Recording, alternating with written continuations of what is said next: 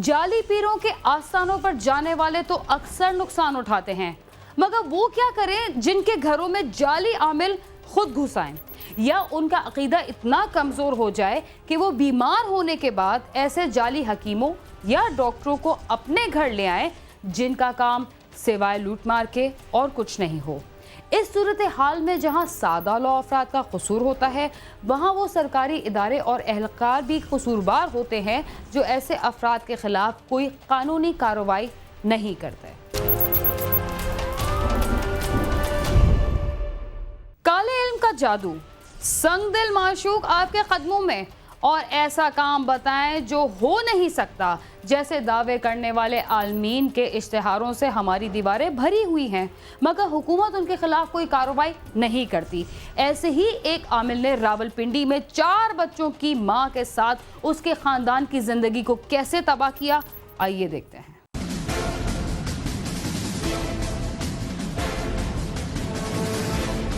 हमारे मुआशरे में कमजोर अकीदा लोग अपने मसाइल के हल के लिए अक्सर टोनों टोटकों और गली मोहल्लों में बैठे जाली पीरों फकीरों पर अंधा एतमाद करते हैं, लेकिन जब उनकी असलियत सामने आती है तो इस कदर नुकसान हो चुका होता है जिसका अजाला मुमकिन नहीं रहता। ऐसा ही एक वाकया रावलपिंडी के इलाके सादकाबाद में पेश आया, जहां लोगों के मसाइल काले इल्म से हल करने वाले आमिल का जादू न चला तो भयानक मुजरमाना इंतकामी कार्रवाई पर उतर आया। अपनी बीमारी का रूहानी हाल ढूंढने वाली खातून बीमारी से निजात तो ना पा सकी, मगर एक मकरूह आशिक की शक्ल में एक और मूजी मर्ज उसको चमट गया। उसके सर में दर्द था और वो इतना सख्त दर्द होता था कि वो टीसें उठती थी। तो इन्होंने बताया कि ये जो दर्द है ये अमलियात की वजह से है या आप पे कुछ इल्म हुआ है, हम आपको ठीक कर देंगे विदिन 3 डेज में।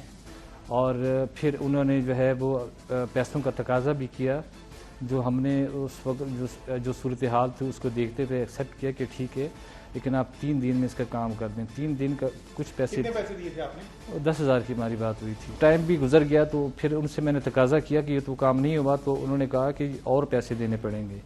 तो उस सूरत में मैं थोड़ा सा गुस्से में आ गया, मैंने कहा जो पुराने पैसे वो हमें दे दें। मोहम्मद जुबैर नामी काले जादू के माहिर मुलजिम ने बाकायदा मनसूबा बंदी से घर में घुसकर 4 बच्चों की मां के चेहरे और जिस्म पर तेजाब फेंक दिया। बाकी बच जाने वाले तेजाब को उसके सर पर उंडेल दिया। अहले इलाका के इकट्ठे होने पर मोटरसाइकिल छोड़कर फरार हो गया। ये जी मुर्खत 26/10/2015 को तकरीबन 2 बजे ये औरत जो है कंप्लेनेंट है, इसका नाम है मसमात नाजिया सादिक। तो ये मैरिड है, इसके 4 बच्चे भी हैं। तो ये घर से निकली है अपनी बेटी के साथ बाज़ार के खरीदो फरोख्त के लिए। तो जब ये वापस आई है तकरीबन नियर अबाउट 2 बजे तकरीबन जो टाइम है, तो जब जैसे घर के इंटर हुई है, मेन गेट पे पहुंची है, तो पहले इसकी बेटी इंटर हुई है घर के अंदर मेन गेट से। तो वो जो आदमी है कल्प्रेट्स है, जो मुलज़िम हमारा मोहम्मद जुबैर नाम उसका, वो ऑलरेडी तेज़ाब की बोतल लिए गेट के पीछे खड़ा था। तो उसने लड़की के ऊपर, जो बेटी थी उसके ऊपर तेज़ाब नहीं फेंका, लेकिन जैसे ये इंटर होने लगी है तो उसने फ़ौरन जो तेज़ाब जो उनसा था वो पहले इसके वो चेहरे पे या जिस्म पे फेंके। तो ये चीखें मारती हुई घर से बाहर निकली है, गली में आई। तो वापिस जो बाकी उसके पीछे तेज़ाब था वो बाहर आके उसने दोबारा उसके सर के ऊपर बोर्ड डाले। क्या इस जुर्म से पहले भी मुलजिम मुतासरा खातून के घर वालों को धमकियां देता था? आइए जानते हैं। भयानक जुर्म से पहले मुलजिम अहले खाना को मुतालबात न मानने की सूरत में संगीन नताइज की धमकियां देता था। ये काला जादूगर है और मैं अपने इलाज के लिए इसके पास गई थी और अपने हस्बैंड के साथ गई थी। और मेरे हस्बैंड 1-2 दफ़ा इसके घर गए, मेरे हस्बैंड मेरे साथ गए। मेरे हस्बैंड के इल्म में बात है, इसने हमसे पैसे मांगे, हमने पैसे दिए और पैसे वापस लेने के इसने हमें 3 दिन का टाइम दिया है। पैसे जब हमने इससे वापस मांगे तो इसने झगड़ा बना दिया और हमें ब्लैकमेल करना शुरू कर दिया। और ये कहता था कि मैं दरवेश बाबा हूँ, मैं दरवेश बाबा हूँ, मुझे दरवेश बाबा कहते हैं, मैं ऐसे इल्म कर दूंगा कि तुम सब अपनी कब्रें खुद खोदोगे अपने हाथों। तुम लोग मुझे जानते नहीं हो, मैं तुम लोगों के घर को तबाह बर्बाद कर दूंगा। और इसने जब हम कभी बाहर जाएं तो ये हमें मजीद धमकियां देता था। रास्ते में जब भी कभी मिलता था गंदी गंदी गाली गलोच, यानी कि इज्जत नफ्स हमारी मजरू करके इसने रख दी थी। अहले इलाका के मुताबिक मुलजिम अहले खाना को अक्सर बिला खौफ व खतर तंग किया करता था। पहले वो आते जाते देखा है, पूरे मोहल्ला पूरा ये इलाका गवाह है, उसको हर आदमी ने देखा है। ये सामने जितनी दुकानों वाले हैं साहब ने उसको देखा है, वो खड़ा हुआ था वो 2-3 दिन से खड़ा था, इंतज़ार कर रहा था इसी मौके का। उसने सरासर ज़्यादती की है। उसके ऊपर काफ़ी सारे केसेस हैं उस शख्स के ऊपर जो ये तवीज़ दागे करता है। अभी ये पता चल रहा था कि वो काफ़ी दिनों से मतलब इसी हरकत में लगा हुआ था वो शख्स। मुल्जिम की ढिठाई तो देखें, उल्टा मुतासरा खातून को ही कसूरवार ठहरा रहा है। वो कहती थी कि मैं तुम्हारे साथ शादी करूँगी, तो उस बुनियाद पे जो है ना हमारी जो है ना आपस में बातचीत थी। तो इसी तरह सिलसिला चलता गया और चलते चलते फिर क्या हुआ कि घर वालों ने ज़बरदस्ती मेरी शादी कर दी। शादी की मेरे खिलाफ मर्जी शादी हुई थी। मेरा घर जो है ना उसकी वजह से ख़राब हो गया, वाइफ मेरी चली गई। फिर हमने मकान जो नाम लगवाया था वो मकान भी तकरीबन 35 लाख उसकी मालियत थी, वो भी चला गया। तो जो है ना बस जब सारा कुछ बर्बाद हो गया तो फिर ये बदल गई लड़की मेरे साथ। उसने जो धोखा किया अल्लाह ताला ने उसका इंतकाम बदला लिया। आपके जरिए? जी मेरे ज़रिए से ये जैसे कैसे भी, लेकिन बस ये अल्लाह ताला की मार पड़ी है उससे। इस वारदात के बाद अहले इलाका किस हाल में है और बच्चों पर इस वारदात के क्या असरात पड़े हैं?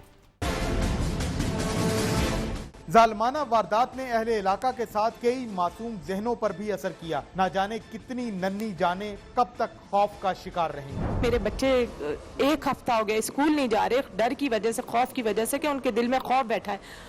मैं तो घर से बाहर कभी नहीं निकली। आस पड़ोस वालों से हमारे बारे में पूछें, ये मेरी जो नीचे रहते हैं उन्होंने कहा है कि ये बच्ची तो घर से कभी बाहर ही नहीं निकलती। आप लोगों के साथ ये क्या हुआ, किसकी इतनी बड़ी दुश्मनी थी? समाजी अमूर के माहिरीन के मुताबिक इस किस्म के वाकयात में तसलसल मुल्जिमान को जल्द सजाएं न मिलना और हुकूमत की तेजाब की खुलेआम फरोख्त रोकने में नाकामी है। किसी की भी जिंदगी तबाह करने के लिए ये सबसे सस्ता और आसान तरीका है। इस मामले में हुकूमती बेहिसी मुआशरे पर इंतहाई बुरे असरात मुरतब कर रही है। लोगों को ये भी एहसास है कि अगर हम ये जुर्म करेंगे भी तो एक वो होता है ना कि खौफ नहीं है कि हमें कोई हमारा हाथ नहीं रोकेगा, कोई हमें सजा नहीं मिलेगी। हम बदकिस्मती से as a whole, as a society अब उस तरफ जा रहे हैं जहाँ पे हमारा जो इज्तमाई नफ्सियात है, जो कलेक्टिव जिसको हम कहते हैं कॉन्शियसनेस है, जो हमारी नफ्सियात है, उसके अंदर ये बीमारी जो है वो लग चुकी है।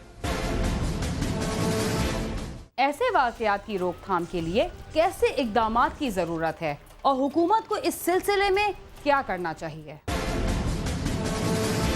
इस किस्म के अंदोहनाक वाकयात की रोकथाम के लिए कवानीन तो मौजूद हैं, लेकिन इन पर मौसर अमल दरामद की जरूरत है ताकि मुल्जिमान को जल्द अज जल्द कैफरे किरदार तक पहुँचाया जा सके। कम से कम उसकी सजा 7 साल है और ज्यादा से ज्यादा जो है लाइफ इम्प्रिजनमेंट है। ये बाकायदा जो है इसके ऊपर, और मजीद ये बात ये है कि it is tribal bye session court. Otherwise कुछ ऐसी ऑफेंसेस हैं जो मजिस्ट्रेट लेवल पे ट्रायबल हो रही हैं और इनको स्पीडीली ट्रायल के लिए भी ऑर्डर किया गया है बाकायदा। अहले इलाका और मुतासरा खानदान का मुतालबा है कि इंसानियत के दुश्मन मुल्जिम को जल्द अज जल्द सख्त तरीन सजा देकर इबरत का निशान बनाया जाए। इस किस्म की जो सूरत हाल हमारे साथ पेश हुई है तो ये हमसे हमदर्दी का इजहार करें और इसके खिलाफ एक्शन लें ताकि जो है इस किस्म के इस नौयत के जो केसेस हैं वो ख़त्म हो जाएं हमारे माशरे से। इससे पूछा जाए कि इसने और कितनों के घर खराब किए हैं और इसने बहुत ज़्यादा ज्यादती की और मैं चाहती हूँ कि इसको सख्त से सख्त सजा दी जाए। माहिरीन के मुताबिक मुआशरे में इस किस्म के घनौने जराइम में इजाफे की वाहिद वजह इंसाफ की फराहमी के जिम्मेदारान का गफलत की नींद सो जाना है। अगर इन जुराइम के तदारुक पर जल्द तवज्जो न दी गई तो पूरा मुआशरा अदम तहफ़्फ़ुज़ का शिकार हो जाएगा। कैमरामैन फरहान शहजाद के साथ अली इमरान, समा, इस्लामाबाद।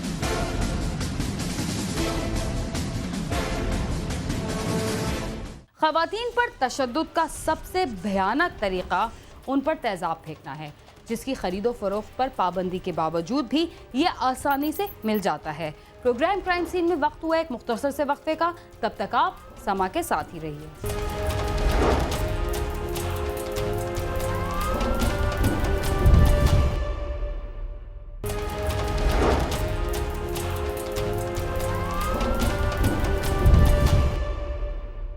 प्रोग्राम क्राइम सीन में एक बार फिर खुशामदीद। शहद की मक्खी फूलों का रस चूसकर शहद जमा करती है, मगर उसका डंक बहुत खतरनाक होता है। मियां चुन्नू में शहद की मक्खियों ने अपना घर तबाह होने के बाद साथ वाले घर में हमला कर दिया, जिससे किसी का इंतकाल तो ना हुआ मगर 2 घरों के रहने वाले एक दूसरे के साथ गुत्थम गुत्था जरूर हो गए। इस लड़ाई का क्या नतीजा निकला, आइए देखते हैं।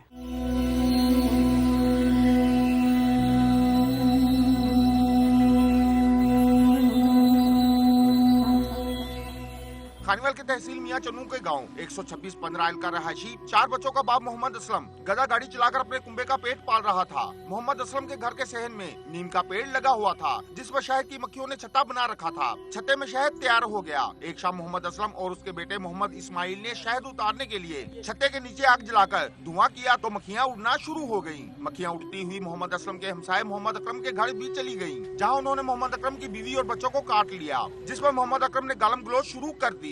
बच्चे मेरे ने आन के माड़ा जा धुआं दिता जी, भी मक्खियां खत्म हो जान दियां। मक्खियां जी वो धुएं देने की वजह नाल जी उड़ियां ने आसे पासे घर साइड ते गईयां ने जी, जाके ते उन्होंने मक्खियां ने यानी कि हमसाया ने साढ़े नाल उन्होंने कहा जी लो जी तुसीं मक्खियां क्यों उड़ाइयां ने।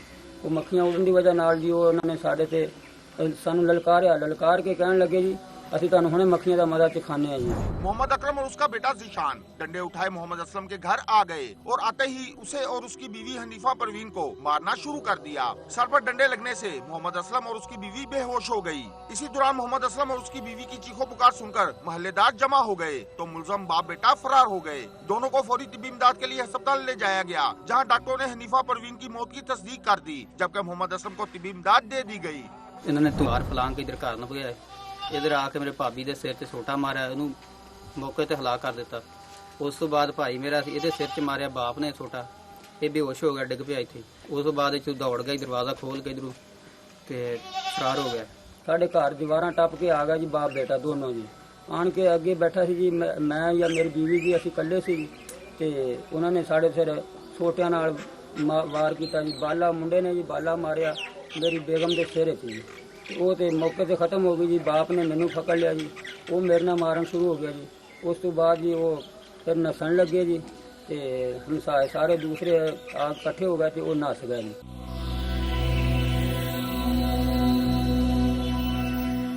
इत्तला मिलने के बाद पुलिस ने क्या कार्रवाई की और खातून के वर्सा के क्या मुतालबात थे।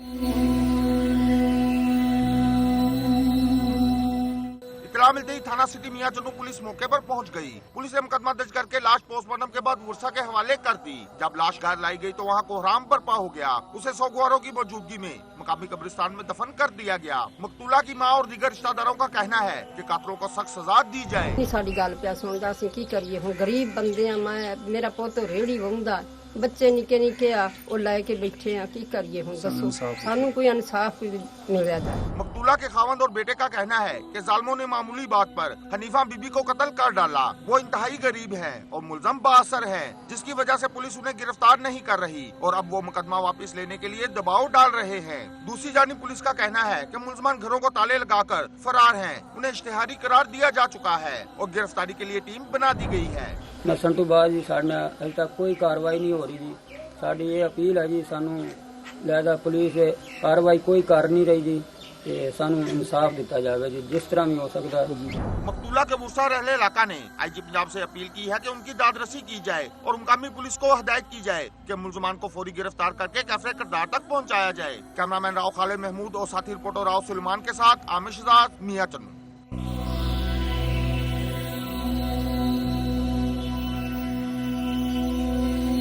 कराची के मुख्तलिफ इलाकों में भत्ताखोरी और दहशतगर्दी से निमटने के लिए लाखों रुपए लगाकर पुलिस के लिए चौकियां तामीर करवाई गई थी, मगर ये दहशतगर्दों और जराइम पेशा अफराद को पकड़ने के काम ना आ सकी। आइए देखते हैं कि आजकल उनसे क्या काम लिया जाता है।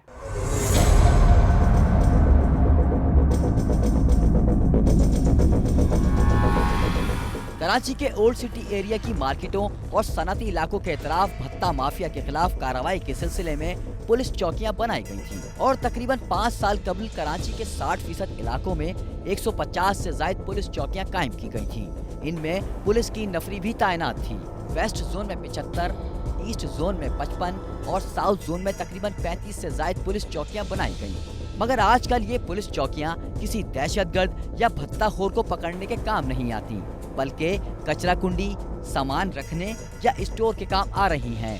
पोसीदा पंखा, लोहे का ड्रम, कोल्ड ड्रिंक के क्रेट और दीगर काट कबाड़ से भरी ये है रिसाला थाने की हुदूद पान मंडी में बनाई गई पुलिस चौकी, जहां पुलिस एहलकार तो दूर दूर तक नजर नहीं आ रहे, मगर इस चौकी के अंदर रखा हुआ सामान जरूर देखा जा सकता है। एक दुकानदार का कहना है कि इस लावारिस पुलिस चौकी को कोई पूछने वाला नहीं। चौकी 5 साल पहले बनी और ये इलाके वाले लोगों ने, ये रोल पॉइंट वालों ने मिलकर ये चौकी बनाई। उस दौरान हालात भी सही नहीं होते थे, अब तो कदरे बेहतर है कि हालात बहुत अच्छे हो गए। उस दौरान पुलिस पे चौकी पे मोबाइल पे आके बंदे बैठते थे चौकी के अंदर, लेकिन शाम को कभी आए कभी नहीं आए, इस हिसाब से अभी कोई पूछने वाला है। क्राइम सीन की टीम को पुलिस चौकियां तो नजर आईं, लेकिन इनमें कोई पुलिस एहलकार नहीं था।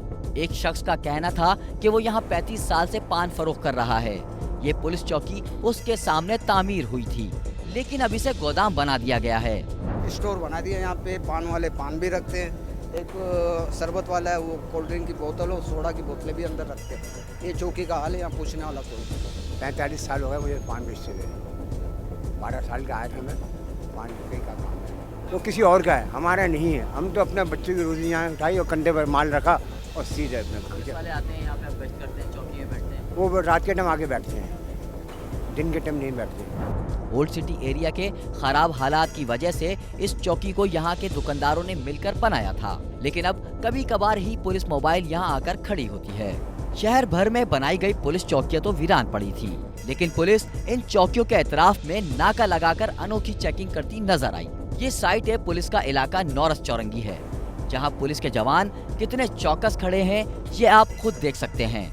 यहाँ खाकी वर्दी के साथ पेशावरी चप्पल पहने हुए पब्लिक ट्रांसपोर्ट को रोककर बसों में सफर करने वाले उन मुसाफिरों की जेबों की तलाशी ली जाती है जो आसपास की मिलों में मजदूरी करते हैं, और कभी लोडिंग गाड़ियों से इस अंदाज में पैसे वसूल करते हैं जो आपको साफ दिखाई दे रहा होगा। शहर भर में बनाई गई पुलिस चौकियां अब कचरा कुंडी के लिए इस्तेमाल होती हैं।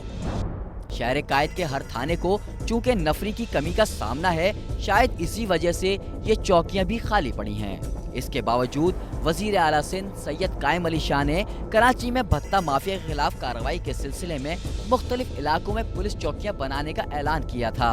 कैमरामैन नईम खान के साथ खुर्रम गुलजार, समा, कराची।